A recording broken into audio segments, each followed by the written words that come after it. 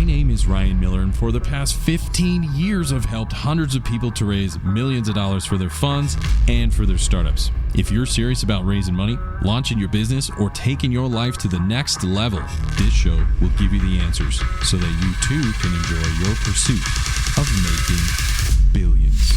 Let's get into it. In this week's episode, I bring on my dear friend Khalil Uqdah.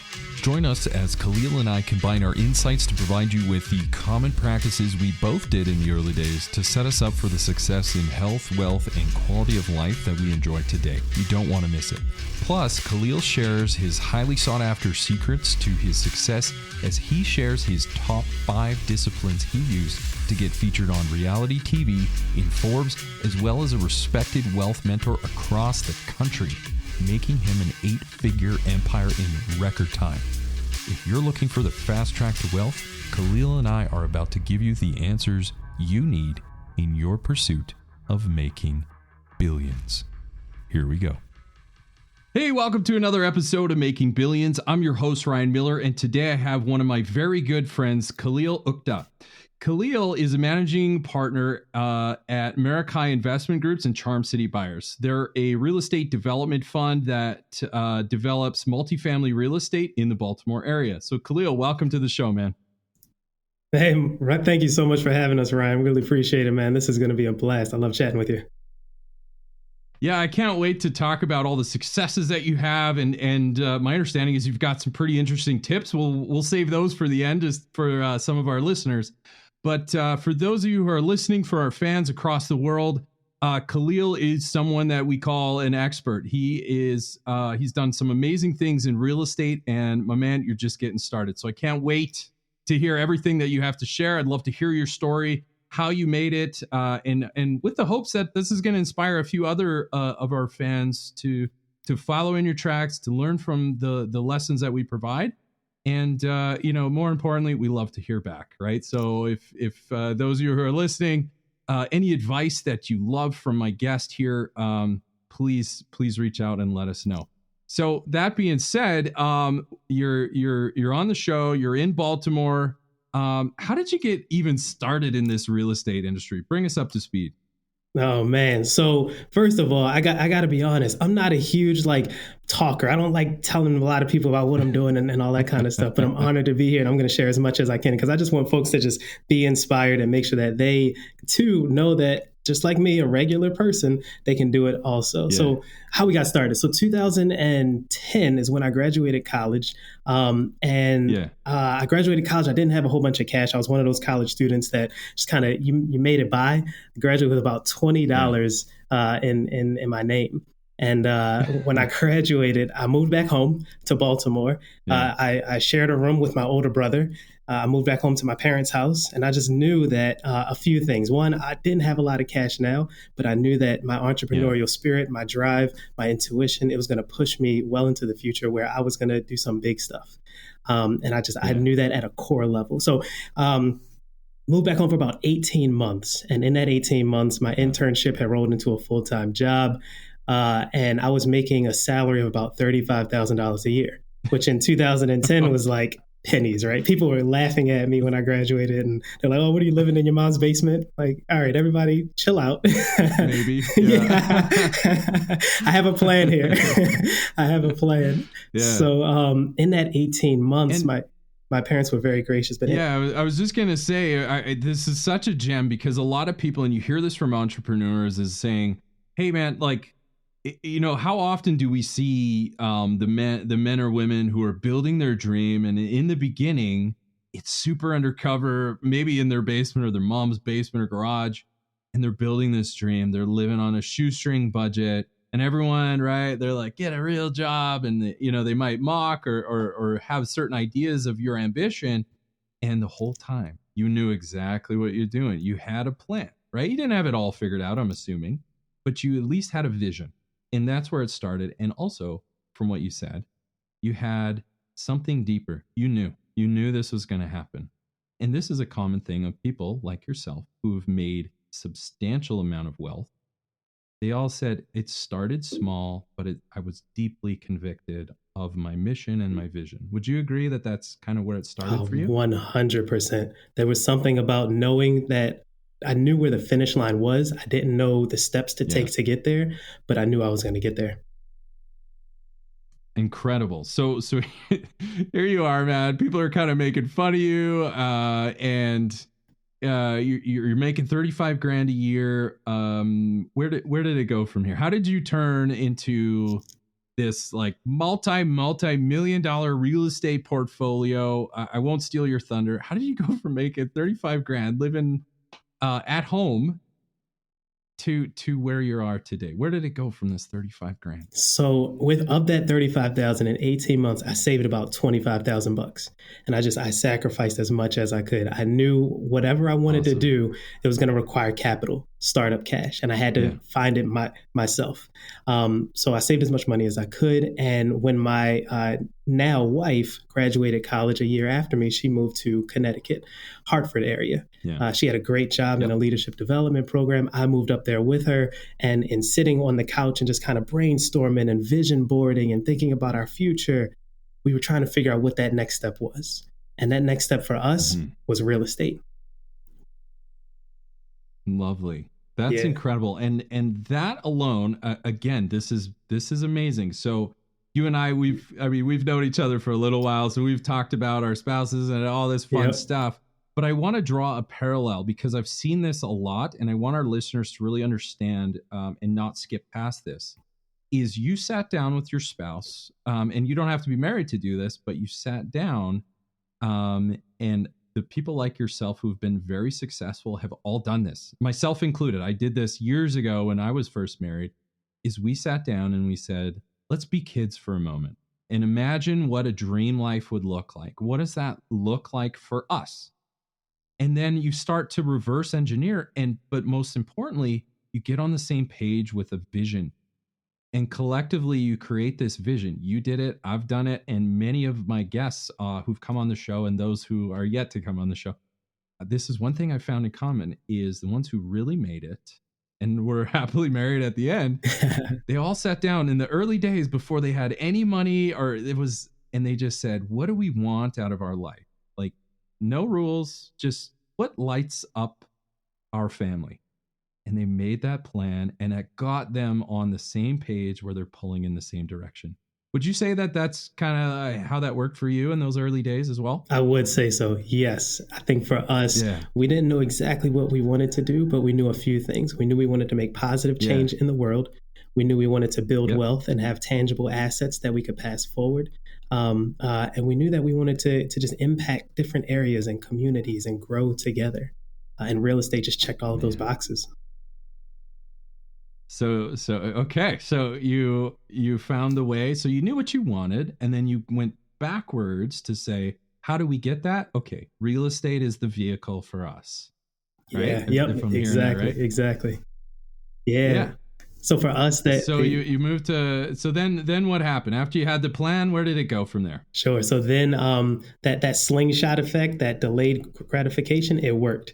We purchased our first property. It was about $26,000. So put our money together.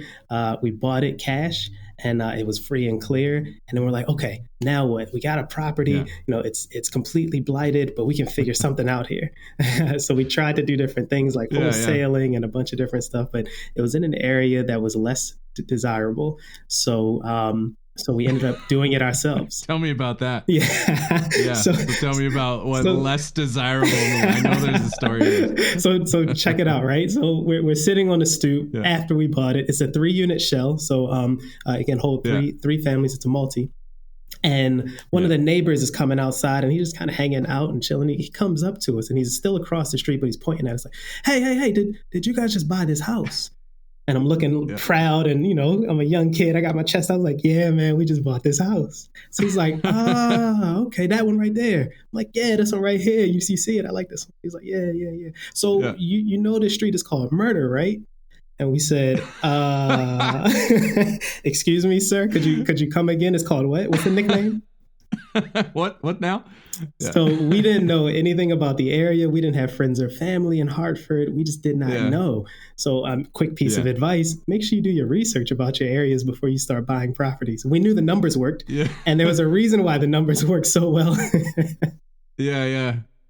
That was it was sometimes a good deal is not a good deal. You're catching a falling knife, or at least it feels that way. You're like, oh, now I know, a little too late, but I now know why we got such a good deal. Yeah. It's called Murder or Murder Street or whatever it was. Yeah. That's hilarious. Yeah. So here you are, you just bought this thing. You start probably sweating a little bit when you find out what the neighbors call this place.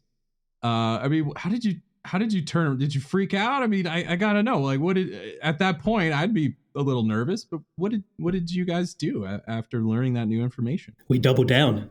We looked at it and we said, look, the numbers work, man. We know the numbers work very well once we fix it up. So we went to Real Estate Investors Association meetings. We went to different meetups, and we're telling people, like, look, we got this great deal. It's free and clear, and it's yours for only, a couple thousand more than what we paid for it. And nobody wanted it. Just trying to get rid of it. I'm trying to get rid of it at this point. Nobody wanted it. So I took that as a sign. I'm like, no, it's something here. We gotta double down again. Yeah. So in one of my pitches, which was in front of hundreds of people at the time, sure, I shared with them, and afterwards a guy comes up to me, and I'll never forget. He's like, look, I'm not sure what your plan is, but if you can't sell it, come talk to me. He hands me a card, and it's a guy who his organization is called the Hartford Community Loan Fund. And it was a nonprofit that is based in the area, and their mission was specifically to revitalize housing in this neighborhood. Like, mind blown, right? I'm like, what? Thank you, universe. Thank you, universe. You ask and it serves it up. Exactly right. So we talk a lot and we go back and forth, and he's like, you guys are young. I don't know if you guys have what it takes, but our credit score was good. I had a pocket full of cash. Yeah. I was gainfully employed. And while I was talking to him, I got a promotion at my job. So he saw that and he took it to his loan committee, and he's like, look, this guy's solid. We need to lend on this house. It's free. It's free and clear. It's mission aligned. Like, let's support this guy through it. $120,000 loan later, boom, closed. We have the construction financing. Let's fix this thing up. Yeah, awesome. So you fixed it up with like this out of nowhere saving grace that came your way through this fund that lent you the money. So you owned it free and clear. Then you borrowed money to do the renovations. Then what? So then we knew that we had to find we found a contractor in the neighborhood. We had somebody else in the neighborhood cutting the grass. We really wanted to make it a community feel. And it worked. We rented it out quickly thereafter. During the rehab, we actually got pregnant and we moved back home to Baltimore. During the rehab, I'm like 7 states away. It's our first project. I'm trying to convince the lender that it's going fine, all that kind of stuff. But we moved back home. And once the rehab was finished and the property was stabilized and rented, we started seeing the cash flow. I'll never forget our very first check for about $800. And I'm standing in a drive-through line at the bank. I'm like, we are officially in business. Like, this is the beginning of the future. Like, there's certain moments in your life where it's a huge milestone.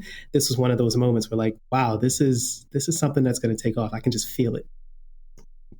We're doing it. So we moved back home. We're telling friends and family. Incredible.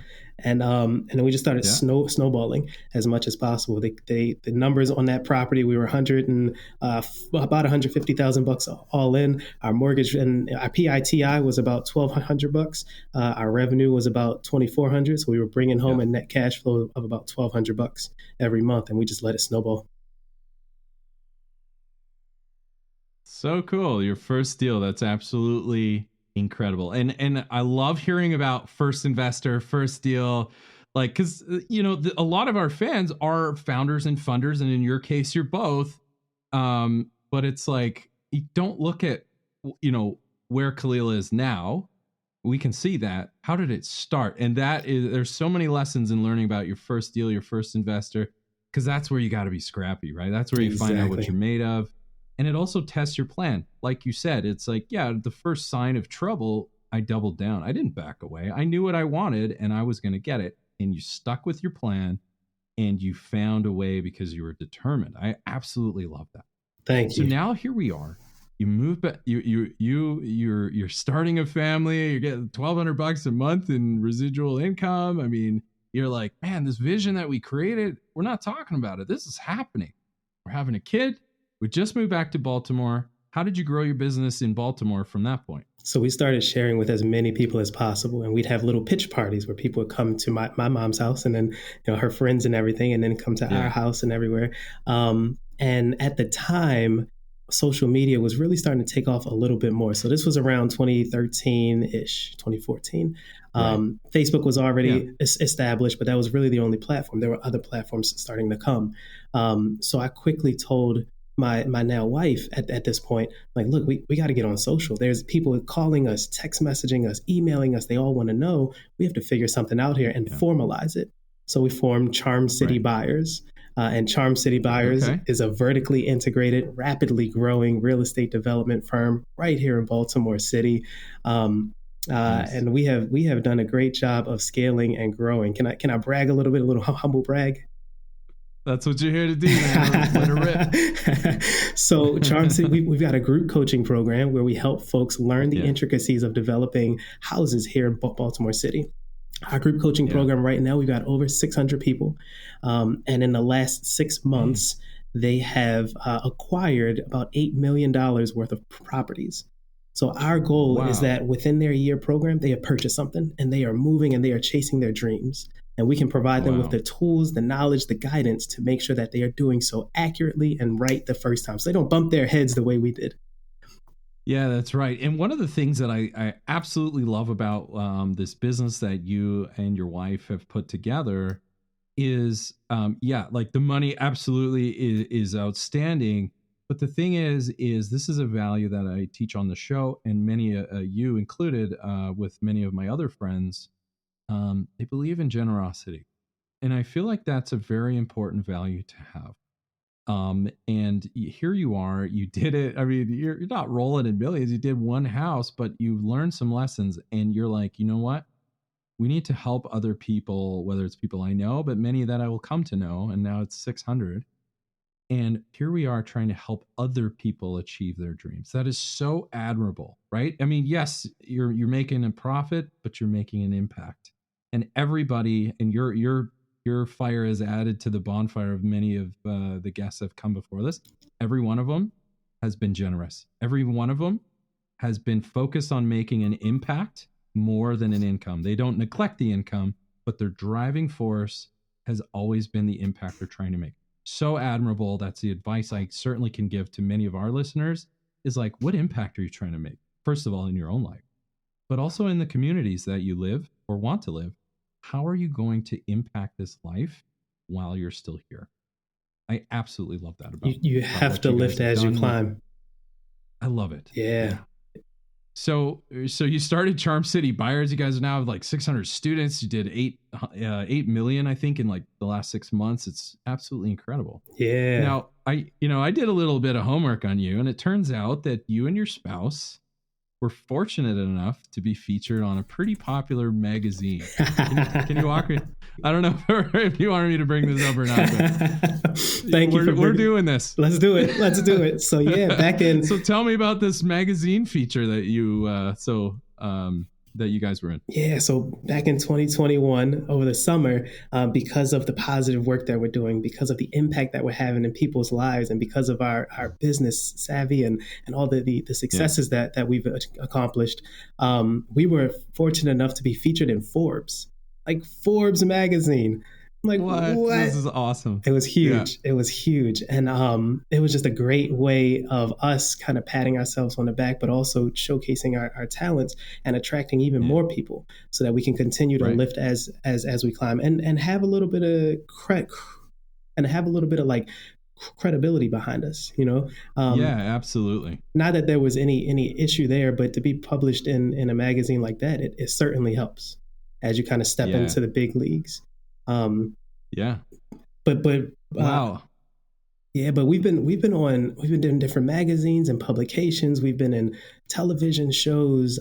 We've been like there was an episode of First Time Flippers that was pretty cool. Yeah. And at the time it wasn't our first flip, but we had to play the part, Yeah. and it was cool to be on Yeah. DIY and TV and all that kind of fun stuff. That's so cool, man. Yeah. On that, and there's so many. I think some of our listeners are gonna research you now and be curious of all the cool stuff that you've done. In that article, I noticed that they talked about how they literally credited you and how you in this little startup that started on like Murder Street or whatever it's called, and you grew it into like doing millions of dollars and helping hundreds of people in the community of Baltimore to achieve their dreams through real estate. And the article kind of talks about how you made Baltimore just more attractive to both residents as well as investors. So can you kind of talk about a little bit more of just kind of paint some color on that article and exactly like how did you pull that off to get so much praise? I'm dying to know. How'd you do that? Yeah. So for us, our social media presence is strong. And our branding is strong. And I think you say it all the time. Your reputation, that's one of the two things that really puts you highly in the spotlight. And you got to just protect that. Got to manage. Yeah, absolutely. Yeah. So we were able to do so much social media on YouTube and Instagram and all these different platforms that we were approached. And we happened to we're always building a team around the things that we do. So we have a media person who helped us get into the magazine, and it was the right time. It was the absolute right time. Man, it's so cool. I love that. So, I'd love to.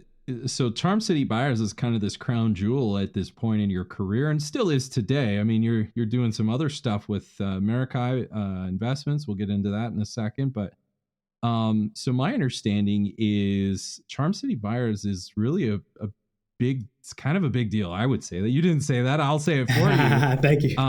But the credit that you've gotten, both in Forbes and all these TV shows, but also locally in the community, right where you're making that impact and fulfilling your mission and your vision.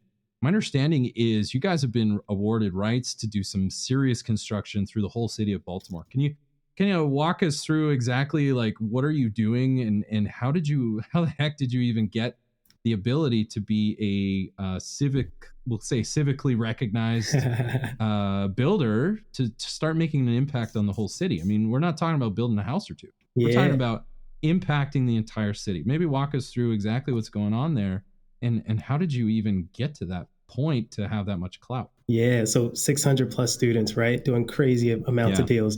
We've got an internal construction company that we acquired back in 2021, and that company has done over 350 houses. We were recently awarded, and I think this is what you were bringing up. We were recently awarded the rights to build 50 brand new townhomes in Baltimore City, right next to Johns Hopkins Hospital, Class A area. They've got a brand new like Walgreens and Starbucks and all kind of cool stuff. And our team is fantastic, right? Habitat for Humanity is on our team because we are passionate about affordable housing, and they're going to help us out there. We got a national builder who is a publicly traded company. And we've got so many different organizations and team members because collaboration is the key, right? You have to surround yourself. You got to know what your strengths are. Me personally, I'm very in tune with what my strengths are and where my areas for improvement are. And I outsource as many of those areas for improvement as possible while constantly working on myself and trying to get my own personal self to the next level. But in the meantime, because things are moving so fast, I got to just surround myself with the right people. That's right. So, and you touched on the second R that many of our listeners are, and this is you mentioned reputation and you managed that well, and that helped to move your career along. And now what you just talked about was relationships. You're saying we built those relationships. We got 600 people in our program. We've got connections with builders, Habitat for Humanity. We've built the relationships. We've built the reputation. And now it's like this levee breaks, right? You get and I've experienced it too. And many of our listeners and guests have had that same moment where they focus on building their reputation and their relationships in the right ways. And all of a sudden, it's no longer you pushing your idea in the market. Its ideas are being push to you or a pull. And so it's like after a while, it's just money and deals and all these things start to come to you if you've done a good job at managing your reputation and relationship. Would you say that that's how it played out for you? Oh, yeah, absolutely. I'm glad you brought that second R word up. The relationships are key. In fact, the relationships have helped us to have seats at tables that I would have never dreamed of. When I graduated college and had $20, man, would have never thought that the relationships would have taken me here. So another thing that I want to quickly share, there's a big initiative in Baltimore City. I'm going to share a little bit of history of Baltimore. It's the birthplace of redlining. So the legal practice of drawing lines on maps and saying these areas are deemed hazardous, we will not lend to them or we will not provide insurance to them. So as you can imagine, when that type of thing happens, you artificially change the housing values. You limit the amount of tax dollars that go in because the assessed values are now lower. So the public schools are worse. The infrastructure crumbles because there's just not enough money in those areas to put into. It's a domino effect. So there's tons of vacant houses, right? And I think a lot of your listeners may know about shows like The Wire and different things that paint Baltimore in a very bad way. But it's this like historical impact over decades of time that have really crumbled things. So at this point, there's an initiative that the mayor has put together, and he's backed with capital. There's 10,000 houses that the mayor wants to rebuild or create green spaces over the next 10 years. So 1,000 houses a year. And we have a seat at that table. We're one of the few developers who have been tapped and asked to join the conversation, to share our wisdom as people who have boots on the ground, to provide guidance on the policies that will be created, on the institutional business, nonprofits and things that will be built in order to acquire properties in an efficient way and dispose of them to folks like us who can then build them. Yeah. Wow. So nail it. R&R, reputation, relationships at the core, and those keep building into more reputation, more relationships. And here you are, 10,000 houses, and now you're part of that, building other 50 new townhomes. How cool is that? Coaching people. You did it right, man. And in a city that I love, in a city where I'm from. I remember used to going down the street and playing basketball or going to the clubs and all that kind of stuff. Now I'm like, I get to rebuild my city. Oh man, this is like it's like the grown-up sandbox, right? You just like exactly. Get to build and play around, and it's like, let's move this here. This is absolutely incredible. I'm so happy for you, man. And look, your energy and absolute like your exact energy of someone who's like living their plan. You know what I mean? Like life is good. And when you're around those people that are just kicking ass in life and they're just feeling great. And you're like, man, it's such a pull, that energy. So keep it up, man. And thank you. Speaking of energy, here you are, you got all these relationships and reputation. And now you decided to launch your next big project. You've changed the rules of the game. So here you are as a builder and a developer, and you're building reputation and in Forbes and TV shows. Now it's time for the next stage, which is start your own investment fund. Yep. Can you walk us through your current project? Yeah. So one thing that we always do is we work with ourselves and our passion. That's what Kiara and I have always been doing. And one quick caveat. You kind of mentioned it before. Working with your spouse or your significant other, it's key. Yeah.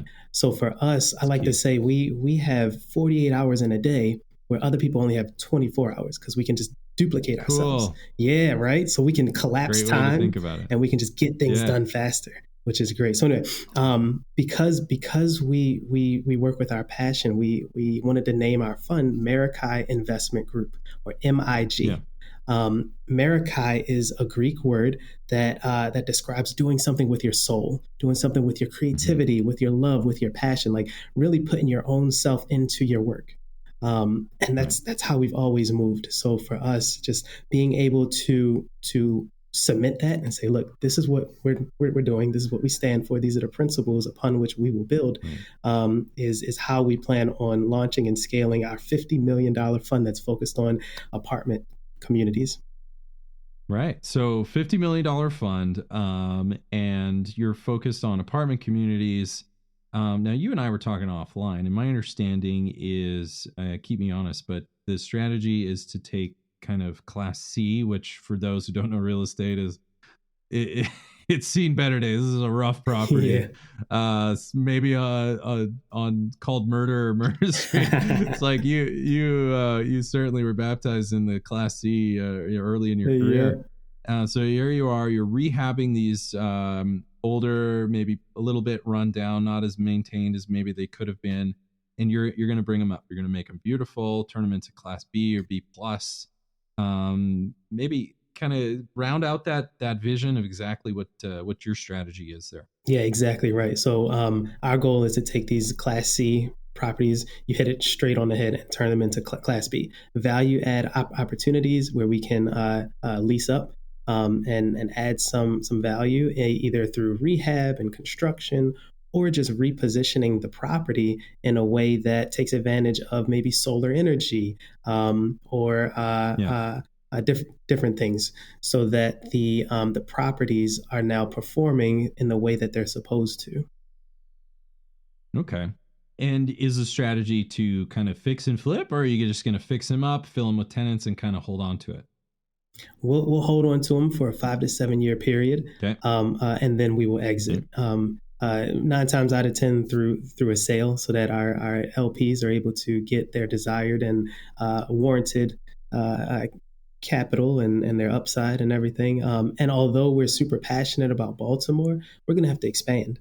Right? There's no way we can just stay isolated in this area. So we're doing tons of research on the next hot markets. There are 6 different publications like the PricewaterhouseCoopers report and a bunch of others that we are looking at and determining, based on what the experts have compiled, what neighborhoods and what communities, what states, what cities we will target.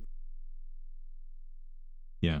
I love it. So I can't wait. We'll have to have you on the show when you're ready, when you're out expanding, and kind of talk about where are they now. So here you are. You got this fund, this $50 million fund. You're rehabbing Class C to B plus, filling the tenants, holding it for 7 years. It's a good strategy, and I want some of our listeners who are a little bit more interested in this stuff.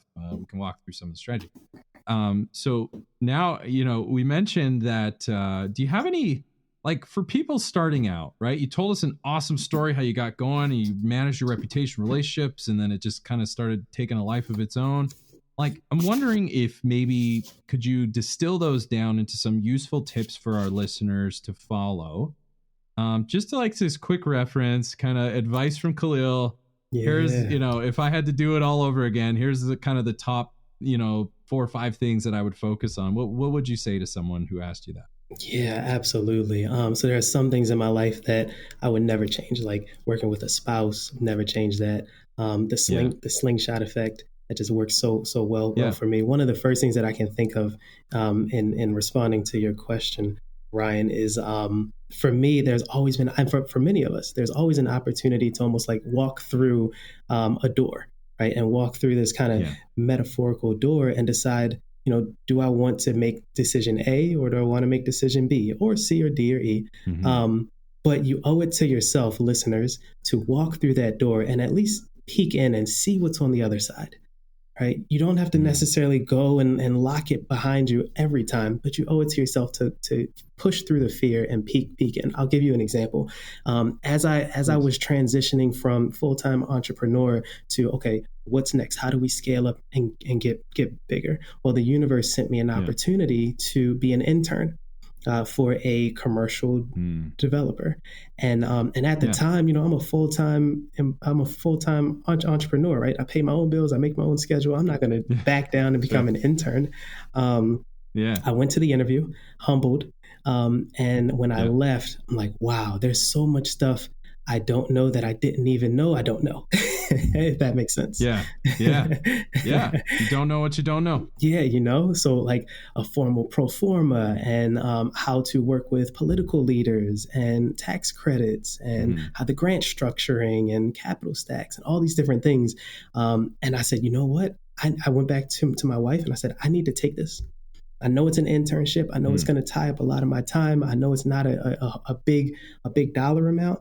But for me at the time, I was working to learn instead of working to earn. Like, I've got to learn as much as I can from folks who I'm honest with, and I'm telling them straight up, like, look, I'm here because I want to take information back to my own business, Right. and I would absolutely add value to you throughout the process. But walking through that door and peeking through, it was like I walked through and Pandora's box had completely opened. Like, there's gardens over here, there's waterfalls back there, there are cranes flying. Like, it was just It's crazy. Yeah.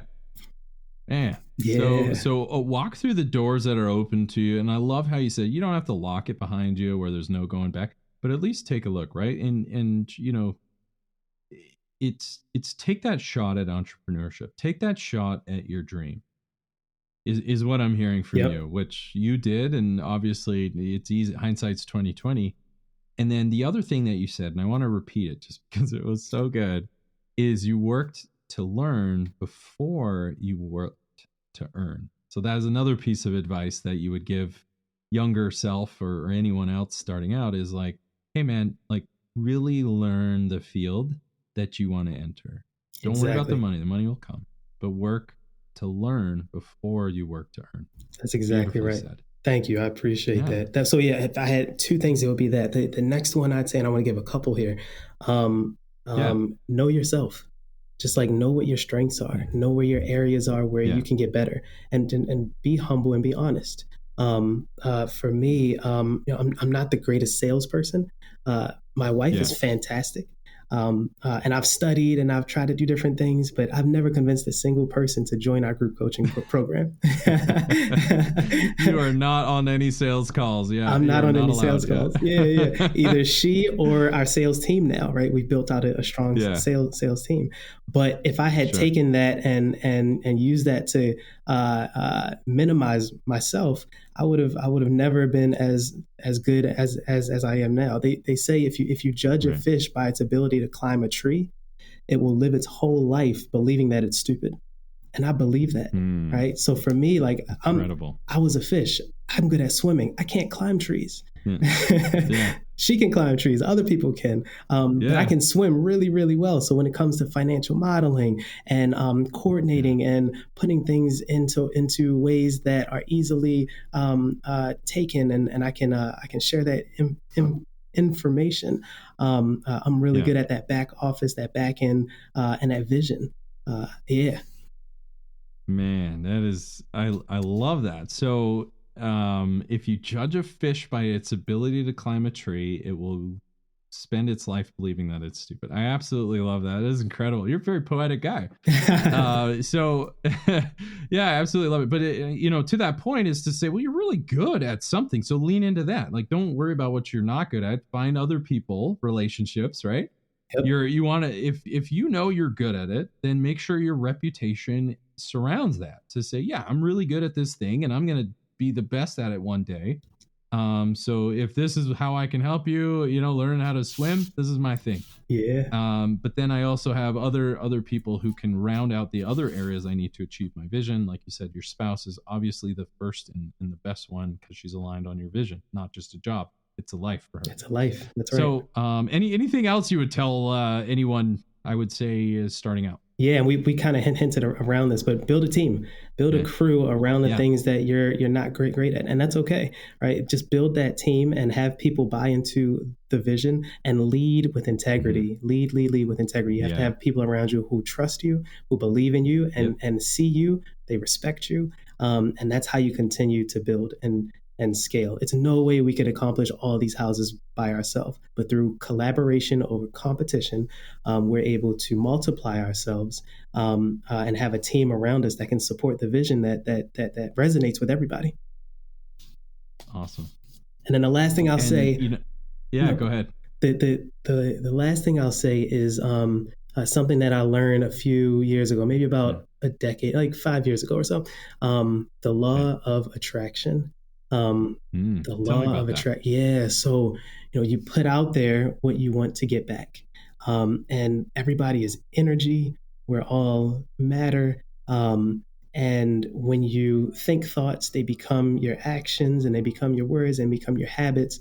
So just being very intentional with what thoughts you think and what energy you send out so that it comes back to you. When we had that first property and I was up there and I was a little nervous, are we going to move this thing? What's going to happen?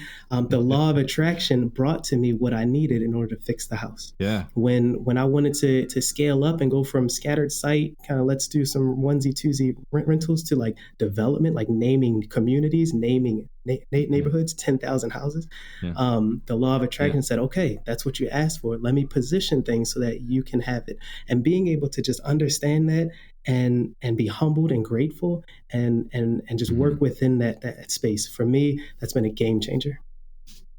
Wow, I love that. And can I add to that, because I absolutely agree with everything you've said, and I love everything you said. But to that last point, I believe probably the fifth point that you mentioned about the law of attraction, for me, and I'm curious if you would agree, that all started in my life that first moment my wife and I made that plan, where we sat down and we just asked the right question. We wanted to upgrade our life. I think Tony Robbins says that. You want to upgrade your life, upgrade the quality of your questions. Start asking higher quality questions and you'll start getting higher quality answers and a better quality life. So we asked higher quality questions. We upgraded and said, what do we want out of life? Not like, one day I'm going to make some money. It's like, no, that's a horrible question.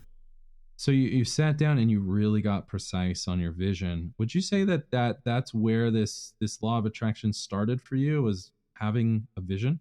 Yeah, I think that's one of the very fundamental places. Having that vision was huge. Now, there have been all kind of accomplishments beforehand with sports and academics and college and all that kind of stuff, but really sitting down and taking that firm stand and looking at each other and saying, this is what we're going to do.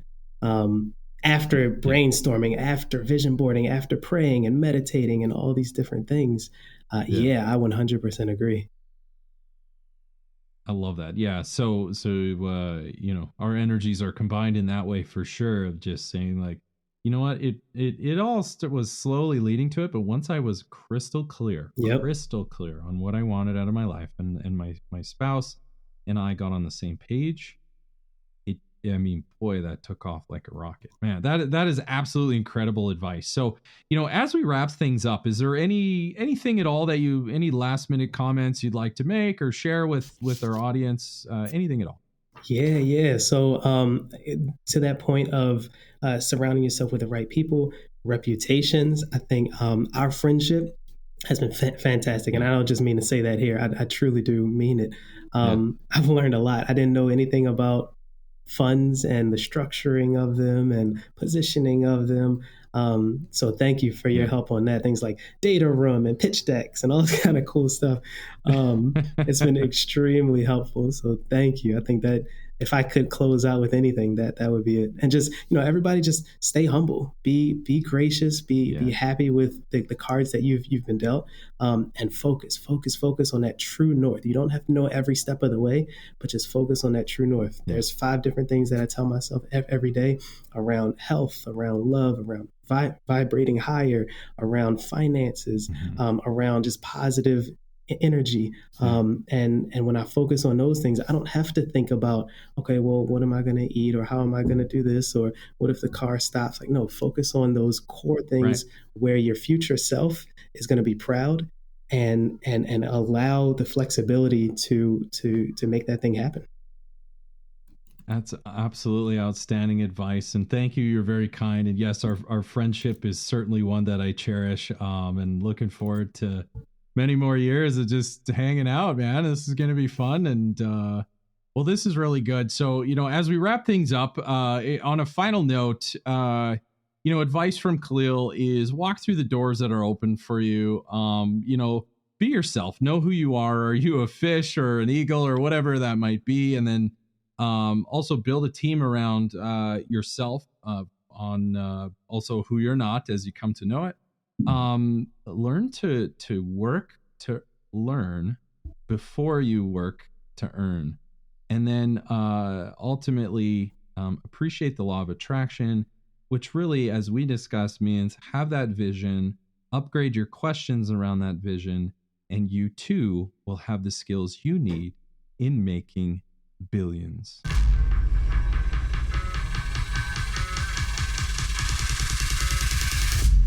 Wow. What a show. I hope you enjoyed this episode as much as I did. Now, if you haven't done so already, be sure to leave a comment and review on new ideas and guests you want me to bring on for future episodes. Plus, why don't you head over to YouTube and see extra takes while you get to know our guests even better.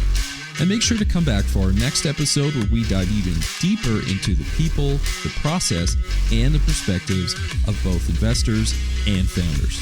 Until then, my friends, stay hungry, focus on your goals, and keep grinding towards your dream of making billions.